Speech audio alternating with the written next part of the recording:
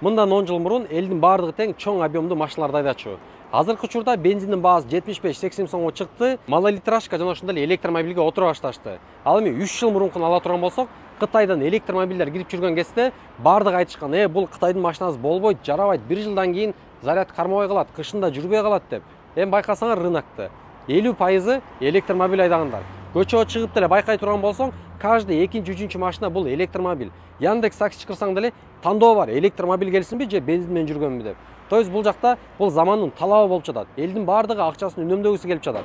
Жана ошондой эле биз Кыргызстанга мини лаболорун алып келип жатабыз. Болгон баалары 245 миң сом на заказ баасы. Карасаңыздар, азыркы учурда көбү буну мындай барктап айтат. Эми 1-2 жылдан кийин 245 миң сом деген бааны деле таппайсыздар. Анткени элдин бардыгы түшүнүшөт, бул баягы чоң жумушту бүтүргөнгө жардам берет, өзүн тез актай турчу деп. Эми 1-2 жылдан кийин бунун баасы 400-500 миң сомго чейин чыгышы мүмкүн. Андыктан азыр алып жетишсеңиздер болот.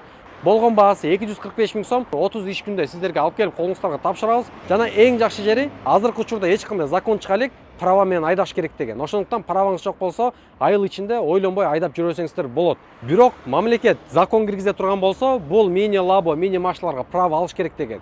Биз бардык тийиштүү документтерди беребиз. Ошол документ негизинде сиз унаага барып, машинаңызды экспертизадан өткөзүп туруп, номер алып тагып оформить этип алсаңыздар болот.